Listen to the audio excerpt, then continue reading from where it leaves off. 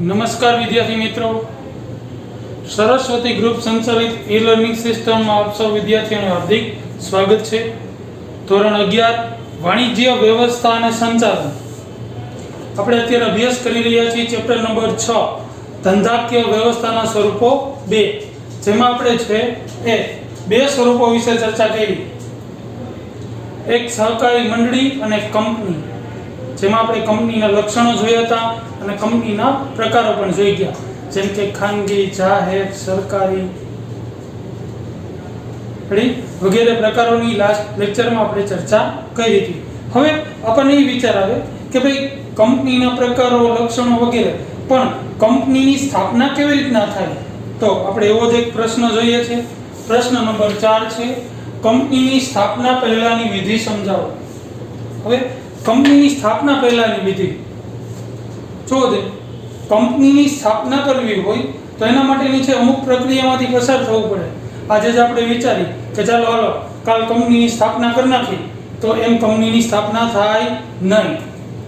એના માટે છે ઘણા સમયથી છે એ ચર્ચા વિચારણા કરવી પડે, ઘણું બધું આયોજન કરવું પડે, ઘણી બધી મશીનરી, યંત્રો છે એ ખરીદવા પડે, એને છે ફિટિંગ કરવા પડે, કર્મચારીઓની નિમણૂક કરવી પડે, અનેક પ્રક્રિયાઓમાંથી પસાર થવું પડે, ત્યાર પછી કંપનીની સ્થાપના થાય। આજે છે આપણે વિચારી કે આજથી છે એ કાલે જ છે આપણે કંપની સ્થાપી દેવી છે, તો એ શક્ય નથી। એના માટે છે લાંબો સમય લેવો પડે, ઘણી બધી કર્મચારીઓ, યંત્રો, ત્યાર પછી જે વસ્તુનું ઉત્પાદન કરવાનું છે એનો કાચો માલ ક્યાંથી મળશે, કેવી રીતના મળશે, કેટલામાં મળશે, એ તૈયાર થયેલો માલ કયા મશીનરીમાં છે ઉત્પાદન કરવામાં આવશે, કેવી રીતના કરવામાં આવશે, એના માટે છે કર્મચારી વર્ગ, કેવા વર્ગની જરૂર પડશે, એનું બજાર એટલે કે એનું વેચાણ ક્યાં થશે, કેવી રીતે થશે, કોણ કરશે, એની બજાર કિંમત શું છે, એવી જ વસ્તુઓ, એને લગતી વસ્તુ એટલે કે એની પૂરક વસ્તુઓ બજારમાં કઈ કઈ મળે છે, એના ભાવ શું છે, કેવી જરૂરિયાત છે, વગેરે અનેક બાબતોનું છે વિચારણા કરી અને પછી છે કંપની અમલમાં આવે છે। રેડી? તો સૌ પ્રથમ છે એ પ્રવર્તન વિશે વાત કરીએ। તો પ્રથમ મુદ્દો થશે પ્રવર્તન। હવે પ્રવર્તન એટલે શું? તો કે કંપનીને અસ્તિત્વમાં લાવવાનો વિચાર અને તે માટેની પૂર્વ તૈયારી એટલે પ્રવર્તન। કંપની સ્થાપવાનો વિચાર અથવા કંપનીને અસ્તિત્વમાં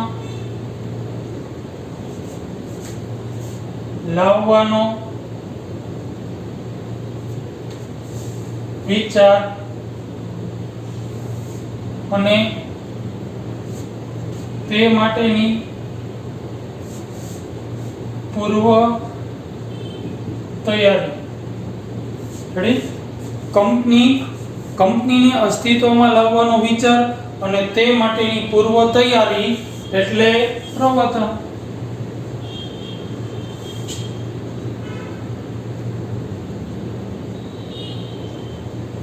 એક માર્કમાં પૂછાઈ શકે એવો પ્રશ્ન, પ્રવર્તન એટલે શું?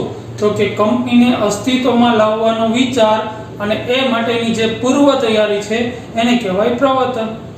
હવે આ વિચારને એટલે કે કંપનીની સ્થાપનાના વિચારને અમલમાં મૂકનારને પ્રવર્તક કહેવાય। તો પાછી બીજી વ્યાખ્યા કે કંપની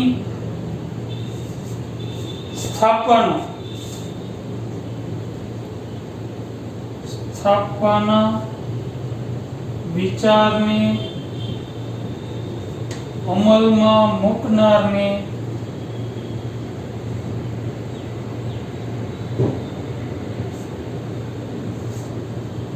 પ્રવર્તક કહે છે। બે અલગ અલગ, જો પ્રવર્તન અલગ અને પ્રવર્તક અલગ। પ્રવર્તન એટલે શું? તો કે કંપનીની સ્થાપનાનો વિચાર જે વ્યક્તિના મનમાં આવે એને પ્રવર્તન કહેવાય। કંપની સ્થાપવાનો વિચાર આવે અને એ માટેની પૂર્વ તૈયારી કરે એને કહેવાય પ્રવર્તન. અને આ વિચાર જે વ્યક્તિને આવે છે એ વ્યક્તિને પ્રવર્તક કહેવાય. રેડી? 1 માર્કમાં પૂછાઈ શકે એવો પ્રશ્ન ઘણીવાર છે, પૂછ્યો હોય આ પ્રશ્ન લખીને આવે અથવા આ પૂછ્યો હોય આ લખીને આવે.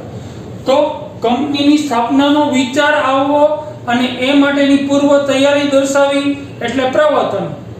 અને ઈ જે વ્યક્તિ છે એ કાર્ય કરે છે એને કહેવાય પ્રવર્તક.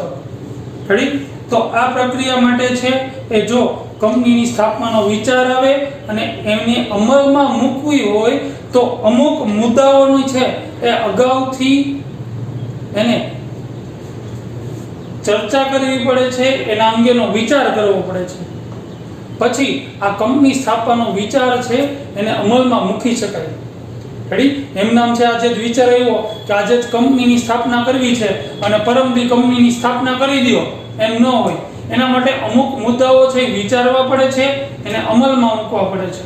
એના માટેનો પ્રથમ મુદ્દો એટલે કંપની સ્થાપવાનો વિચાર. કંપની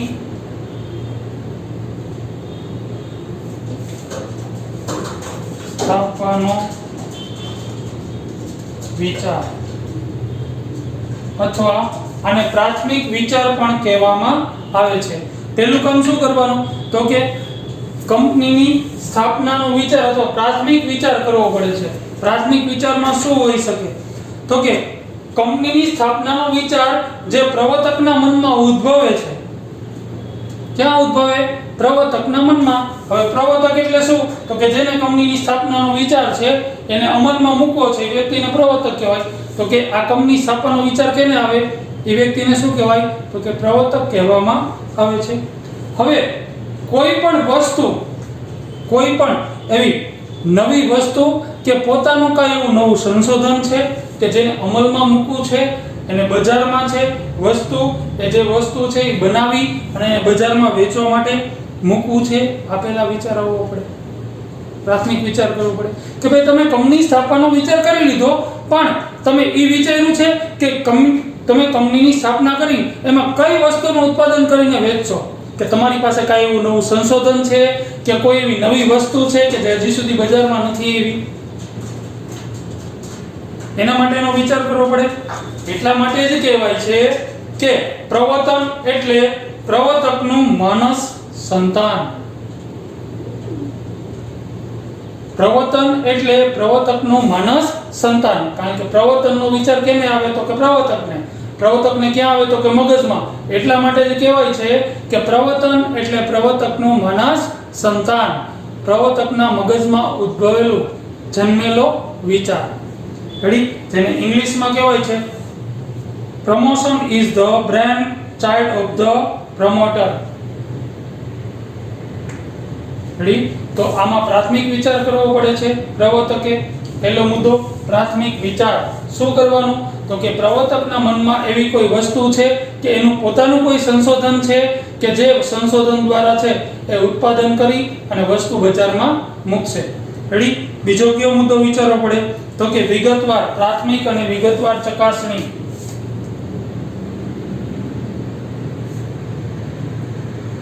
પ્રાથમિક અને વિગતવાર ચકાસણી.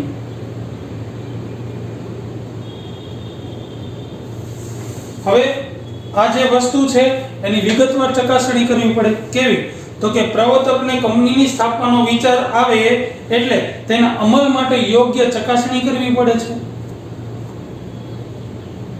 યોગ્ય ચકાસણી, જે વસ્તુનું ઉત્પાદન કરવું છે એના માટેની છે એ ચકાસણી કરવી પડે. કઈ બાબતની તો કે આ સિવાય ધંધાનું સ્થાન કયું હશે, કેટલો નફો મળશે, બજારમાં ક્યાં વસ્તુ છે એ વેચાશે વગેરેની તપાસ કરવી પડે કે તમારું નવું સંશોધન છે કે તમારે જે વસ્તુ ઉત્પાદન કરીને વેચવાની છે એ કઈ જગ્યાએ વેચાશે, એ વસ્તુ એનું ઉત્પાદન કેવી રીતે થશે, ધંધાનું સ્થાન કઈ જગ્યાએ હશે, કેટલો નફો મળશે વગેરેની છે એ ચકાસણી કરવી પડે છે.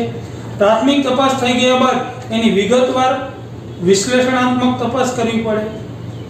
હવે પ્રાથમિક તપાસ થઈ ગઈ કે ભાઈ આ જગ્યાએ છે આપણી જમીન પડી છે, એમાં જ કંપની છે આપણે બાંધકામ કરીને કંપની છે ત્યાં સ્ટાર્ટ કરશો, એ જે વસ્તુ બનાવવાની છે એ બજારમાં આ કિંમતે વેચશું તો આટલો નફો મળશે, એ વસ્તુનું ઉત્પાદન આ જગ્યાએ વેચાણ છે આ જગ્યાએ આવા ગ્રાહકો આપણને મળી રહેશે, આ થઈ ગયું. ત્યાર પછી તો કે એની વિગતવાર અને વિશ્લેષણાત્મક તપાસ કરવી પડે, જેમાં કેટલી મૂડી, કાચો માલ ક્યાંથી મળશે, કે કઈ જગ્યાએ વેચાણ થશે, એમાં કઈ સાધન સામગ્રીની જરૂર પડશે, વાહન વ્યવહારની સુવિધા મળશે કે કેમ વગેરેની છે એ જાણકારી મેળવવી પડે. હવે ધંધાનું સ્થાન નક્કી થઈ ગયું એટલે હવે તો કે ઉત્પાદન કરવા માટે કેટલી મૂડીની જરૂર પડશે, એ મૂડી ક્યાંથી ને કેવી રીતના મળશે, લોન લઈ આવશો, તમારી પાસે છે ઉછીના પૈસા લઈ આવશો, કેમ મળશે, પછી તો કે કાચો માલ ક્યાંથી મળશે, કેવી રીતના મળશે, કયા ભાવમાં મળશે, જ્યાંથી કાચો માલ લઈ આવો છો ત્યાંથી વાહન વ્યવહારની સુવિધા ઉપલબ્ધ થશે, જ્યાં વસ્તુનું વેચાણ માટે જવાનું છે ત્યાં સુધી વાહન વ્યવહારની સુવિધા છે, કયા સાધનોની જરૂર પડશે વસ્તુનું ઉત્પાદન કરવા માટે, આ બધી જ બાબતો વિશે છે વિગતવાર ચકાસણી કરવી પડે. આ થઈ ગયા પછી ત્રીજો પોઈન્ટ વિચારવો પડે, સાધનોની પ્રાપ્તિ.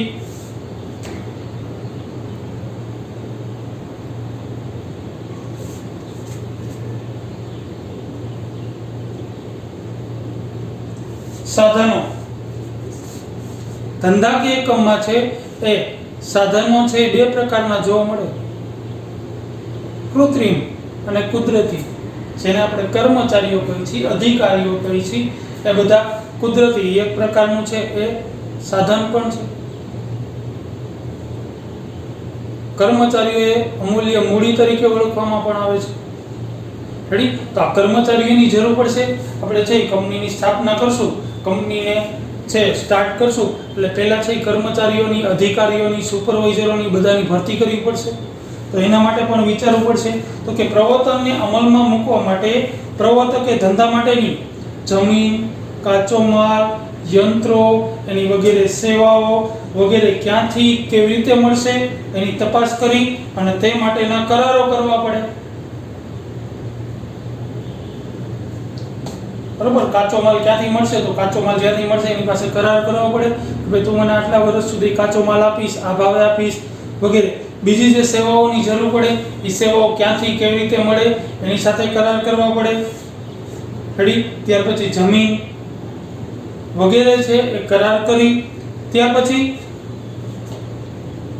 આ કરાર તેની સાથે કરવા પડે. બીજા કરાર તો કે કરાર છે કર્મચારીઓ સાથે, એન્જિનિયરો સાથે, નિરીક્ષકો માટે, સંસાધનો સાથે વગેરે સાથે પણ કરાર કરવા પડે. કારણ કે કર્મચારીઓની પહેલા ભરતી કરવી પડશે, એન્જિનિયર એની જરૂર પડશે તો એની ભરતી કરવી પડે, નિરીક્ષકોની ભરતી કરવી પડે, ક્લાર્કની ભરતી કરવી પડે, સુપરવાઇઝરની ભરતી કરવી પડે કે જે વ્યક્તિઓ છે એ ઉત્પાદન કાર્યમાં સંકળાયેલા હોય, સંશોધન કાર્યમાં સંકળાયેલા હોય એ બધાની જરૂર પડશે. તો એ બધા સાથે છે એ વ્યવસ્થિત કરાર કરવા પડે છે. ત્યાર પછી વિચાર કરવો પડશે લાસ્ટ અને અગત્યનો મુદ્દો એટલે કે નાણાકીય વ્યવસ્થા.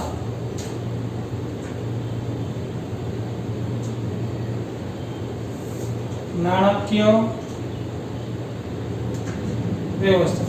હવે આપણે જે બધી તપાસ કરી લીધી કે કંપની સ્થાપવાનો વિચાર આપણને મગજમાં આવી ગયો, આપણી પાસે એક નવું સંશોધન આપણું પોતાનું છે કે જે વસ્તુનું સંશોધન કરી અને આ વસ્તુ આપણે બજારમાં મૂકશું, પછી એના વિશે આપણે પ્રાથમિક વિચાર કરી લીધો કે એ વસ્તુ છે ક્યાં કેવી રીતે વેચશું, એના માટે જમીન ક્યાં મળશે, એ વસ્તુ ક્યાં અને કેવી રીતના કેટલો નફો મળશે, કયા સાધનોમાં એનું ઉત્પાદન થશે બધું. ત્યાર પછી સાધનોની પ્રાપ્તિ થઈ ગઈ, એના વિશે વિચાર લીધું કે આપણે ધંધાકીય એકમમાં કંપનીમાં જે સાધનોની જરૂર પડશે, યંત્રો, પ્લાન્ટ, યંત્રો વગેરે જે કાંઈ મશીનરીની જરૂર પડશે એ મશીનરી ક્યાંથી ને કેવી રીતના મળશે એ પણ વિચાર કરી લીધો. કર્મચારીઓ ક્યાંથી મળશે, સુપરવાઇઝરો, નિરીક્ષકો, એન્જિનિયર વગેરે કેટલાની જરૂર પડશે, ક્યાંથી મળશે એની આપણે તપાસ કરી લીધી. હવે લાસ્ટ મુદ્દાની ચર્ચા કરવી, નાણાકીય વ્યવસ્થા, એના વિશે વિચારવું પડે. હવે ધંધા માટે જરૂરી સાધનો, મિલકતો, સંશોધનો વગેરે મેળવવા માટે છે એ મૂડીની જરૂર પડશે. તો આ મૂડી છે ત્યાંથી કેવી રીતે મળશે તે અંગે પણ વિચારવું પડે. કારણ કે આ બધું આપણે અમલમાં મૂકી તો પૈસાની જરૂર પડશે. હવે એ પૈસા ક્યાંથી મળશે, કેવી રીતના મળશે, એના વિશે વિચાર કરવો પડે. નવી સ્થપાતી જે કંપની છે એ શેર બહાર પાડીને મૂડી મેળવી શકે છે, પણ તો આવા સંજોગોમાં તેના માટે છે એ યોગ્ય વ્યવસ્થા કરવી પડે. કોઈ પણ કંપની નવી બજારમાં આવે તો મૂડી મેળવવા માટે છે એ શેર બહાર પાડી શકે. તો શેર બહાર પાડવા માટે તો કે પાછી છે ઘણી બધી પ્રક્રિયામાંથી પસાર થવું પડે. જે તમે એસપીસીસીમાં શેર મૂડીનું ચેપ્ટરમાં જોઈ ગયા હશો. શેર બહાર પાડવા માટે છે એ અગાઉ છે કેન્દ્ર સરકારની, રાજ્ય સરકારની મંજૂરી લેવી પડે, રાષ્ટ્રીયકૃત બેંકમાં ખાતું ખોલાવવું પડે, પછી તો કે વિજ્ઞાપન પત્રમાં જાહેરાત આપવી પડે, એની પહેલા છે એ લઘુત્તમ ભરણું ભરાઈ જાય એના માટે છે બાંહેધરી કરાર કરવો પડે. કારણ કે શેર બહાર પાડો ને એની કુલ મૂડી જેટલી બહાર પાડી ને 90% તો અરજીઓ આવી જ જોઈએ. જો ન આવે તો તમે જેટલી પ્રક્રિયા કરી છે એ બધી છે એ રદ થાય. એના માટે છે 90% શેરની અરજીઓ ન આવે તો બાકીની અરજી કોણ ખરીદશે એના માટે બાંહેધરી દલાલો હોય એની સાથે કરાર કરવા પડે કે ભાઈ જો 90%ની અરજીઓ નહીં આવે તો બાકીની અરજીઓ આ વ્યક્તિઓ ખરીદી લેશે. રાષ્ટ્રીયકૃત બેંકમાં ખાતું ખોલાવવું પડે. શેરની કિંમત તો કે ઓછામાં ઓછી છે એ કુલ કિંમતના કંપની ધારા મુજબ 5% કિંમત રાખી શકાય અને સેબીના નિયમ મુજબ જેટલી કિંમત હોય એના 25% અરજી સાથે મંગાવવાની હોય. વધુને વધુ 3 હપ્તામાં તમે છે એની કુલ કિંમત વસૂલ કરી શકો છો. આ હપ્તા કેવી રીતના ક્યારે છે એની છે યોગ્ય ગોઠવણી કરવી પડે. પછી તો કે જેટલા વ્યક્તિઓ અરજીઓ કરી હોય એમાંથી એની છે એ જે આપણે ફોર્મેટ તૈયાર કરેલું છે એ મુજબ વિગતો ન હોય એ રદ કરી બાકીની છે કોને કોને અરજીઓ આપી, કોની અરજીઓ મંજૂર કરી એના માટેનું છે એલોટમેન્ટ જાહેર કરવું પડે, લિસ્ટિંગ કરવું પડે. આ બધી પ્રક્રિયામાંથી છે એ પસાર થવું પડે છે. તો આ માટે છે એ નાણાંની વ્યવસ્થા ખૂબ અગત્યની છે. જો તમારી પાસે પૈસા નથી તો તમે ક્યાંથી મેળવશો, લોન લેશો એના અંગે પાછું વિચારવાનું કે લોન કેટલા ટકાની મળશે, ક્યાંથી, કેવી રીતના, ક્યારે પરત કરવાની, કેવી રીતના પરત કરવાની વગેરે વિશે છે એ આપણે વિચારવું પડે છે. આટલા વિચારો થઈ ગયા પછી તમે છે આને અમલમાં મૂકી શકો છો. રેડી? તો આ પ્રમાણે છે કંપની સ્થાપના થયા પહેલા આટલા મુદ્દાઓ વિશે છે આપણે વિચારવું પડે છે. રેડી? તો આપણે છે મગજમાં વારંવાર વિચાર આવતો હોય કે આજે જ આપણે છે એવું વિચારી કે આપણે કંપની છે એ સ્થાપી છે પણ એમ નામ છે એ ન સ્થપાય. એના માટે છે ઘણી બધી પ્રક્રિયાઓમાંથી પસાર થવું પડે. ઘણા બધા છે એ ડોક્યુમેન્ટ એ જે તે રજિસ્ટ્રાર ઓફિસે રજૂ કરવા પડે. એ બધી છે વિચારણા કરવી પડે છે. બરાબર? પછી કંપનીની સ્થાપના થઈ શકે છે. રેડી? તો મિત્રો તમે લાસ્ટ છે ત્રીજો ક્વેશ્ચન કંપનીના પ્રકારોનો લખેલો હશે. ત્યાર પછી ચોથો ક્વેશ્ચન લખી 2 વ્યાખ્યા આવશે જે તમારી સ્લાઇડમાં પોઈન્ટ વાઇઝ તમને આપેલી છે.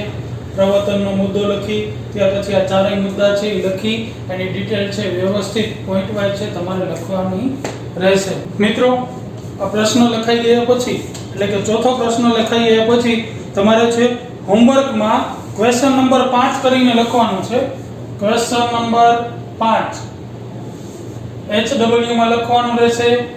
તમારા પાકા ચોપડામાં જ લખવાનો છે જે તમારી ચોપડીના પેજ નંબર 67 પર આપેલો છે.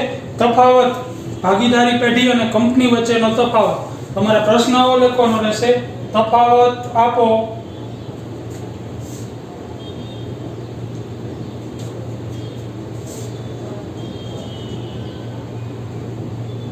ભાગીદારી પેઢી અને કંપની.